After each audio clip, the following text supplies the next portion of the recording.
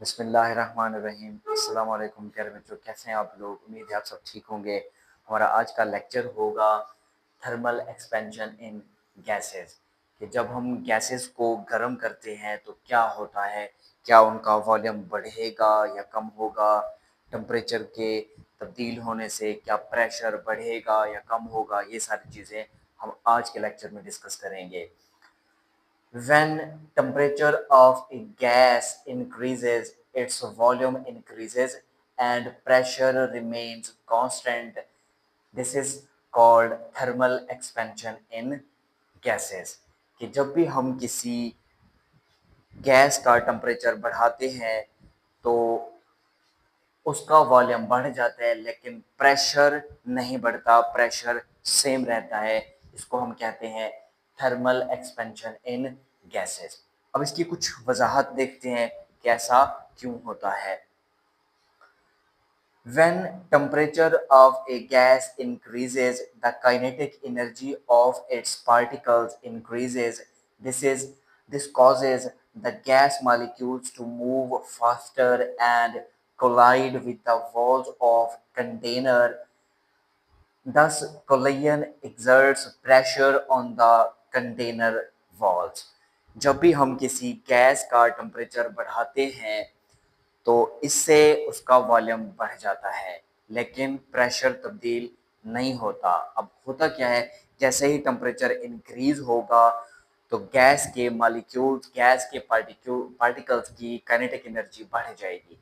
Kinetic energy के बढ़ने से उनकी वेलोसिटी बढ़ जाती है। वेलोसिटी के बढ़ने से उनका आपस में टकराव और कंटेनर की दीवारों के साथ टकराव बढ़ जाता है। ये जो टकराव है, स्पेशली जब गैस के पार्टिकल्स दीवारों के साथ टकराते हैं, कंटेनर की दीवारों के साथ कोलाइड करते हैं, तो इससे कंटेनर का जो वॉल्यूम है वो बढ़ जाता है। लेकिन ये बात हमेशा के लिए ठीक नहीं है।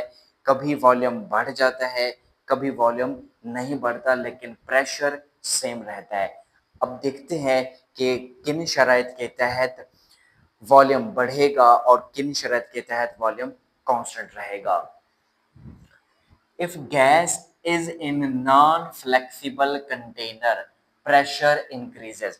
अगर हम एक गैस को नॉन फ्लेक्सिबल बर्तन के अंदर भर देते हैं, एक ऐसे बर्तन में भर देते हैं जो लचकदार मटेरियल नहीं है, तब प्रेशर जो है वो इंक्रीज हो जाता है। ठीक हो गया बच्चे। इसी तरह if gas is in flexible container, pressure remains constant. अगर गैस को हम फ्लेक्सिबल कंटेनर के अंदर रख देते हैं तो प्रेशर जो है वो तब्दील नहीं होता। प्रेशर जितना पहले होता है बाद में भी उतना ही होगा। अब ये जो सारा प्रोसेस चल रहा है ये फॉलो करता है चार्ल्स लॉ को, जिसको हम चार्ल्स लॉ भी कहते हैं। नेक्स्ट आप लोगों ने इसको पढ़ना है, तो ये भी शॉर्ट क्वेश्चन है, चार्ल्स लॉ। इसको भी अच्छी तरह तैयार कर लीजिएगा। This law states that the volume of a gas is directly proportional to its temperature at constant pressure. Charles law हमें ये बताता है कि जब हम टेम्परेचर को बढ़ाते हैं तो वॉल्यूम भी बढ़ जाता है। Mean volume is directly proportional to temperature, keeping the pressure constant. यानी प्रेशर का कोई भी अमल दखल नहीं होता, प्रेशर हमेशा कांस्टेंट रहता है। So mathematically it can be expressed as volume is directly proportional to temperature। इसका मतलब ये होता है जितना टेम्परेचर ज़्यादा होगा उतना वॉल्यूम में इजाफा ज़्यादा होगा, जितना टेम्परेचर कम होगा उतना वॉल्यूम में इजाफा कम होगा। सो V is directly proportional to T। I hope आप लोगों को मेरी बात अच्छी तरह समझ आ गई होगी। अगर कोई डाउट है तो कमेंट में ज़रूर पूछिएगा।